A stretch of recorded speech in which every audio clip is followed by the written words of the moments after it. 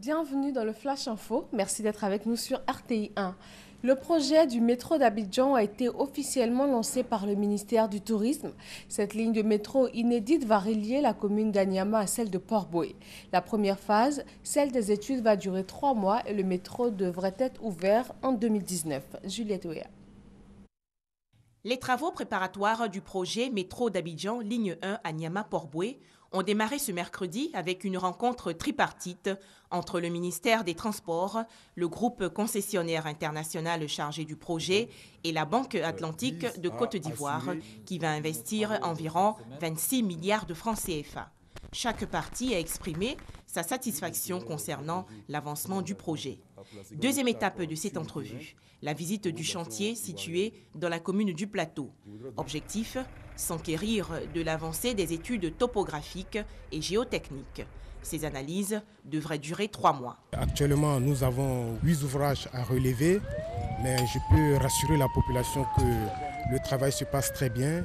Nous sommes à notre deuxième ouvrage. Nous sommes chargés de faire les études de sol, ce qu'on appelle communément la géotechnique. Ces études-là nous permettent de pouvoir définir les caractéristiques du sol, c'est-à-dire la nature du sol, leur compacité, ce qui va permettre de construire des ouvrages solides tout au long du tracé. Le ministère des Transports a ainsi réitéré son engagement pour la réussite du projet métro d'Abidjan. En octobre 2019, la première phase sera disponible et en octobre 2020, l'intégralité du projet sera mise en service.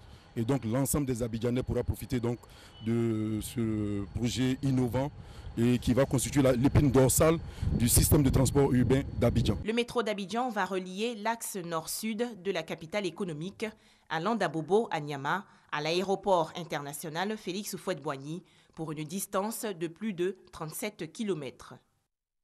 Le processus d'orientation des nouveaux bacheliers a démarré. Ils sont plus de 81 000 bacheliers concernés par l'opération. Ils vont être orientés dans les établissements publics et privés. Je plante un arbre pour une Côte d'Ivoire plus verte. L'opération a été lancée par la Direction régionale des eaux et forêts de Bondoukou dans le nord-est du pays. Le pillage des forêts ivoiriennes a conduit à la dégradation de 83% des surfaces forestières. De 16,5 millions d'hectares existants en début de l'indépendance, il ne reste plus que 2 millions d'hectares aujourd'hui. Lutte contre Boko Haram, les États-Unis vont envoyer 300 militaires américains au Cameroun.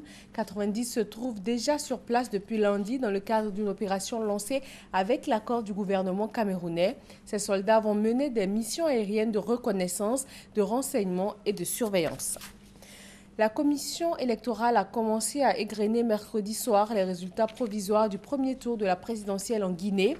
Il donne le candidat Alpha Condé en tête. Son principal adversaire, Cellou Dalein Diallo, a d'ores et déjà déclaré qu'il refuserait l'issue du scrutin, tout comme les 6 autres candidats de l'opposition.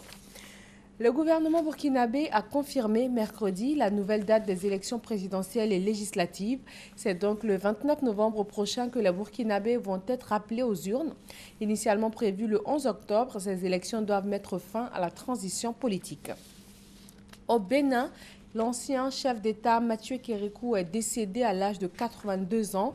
Il avait quitté le pouvoir en 2006 à l'âge de 72 ans, atteint par la limite d'âge constitutionnel.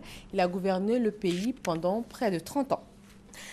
Merci de nous avoir suivis et restez sur RTI 1. Le journal, c'est à 13 h.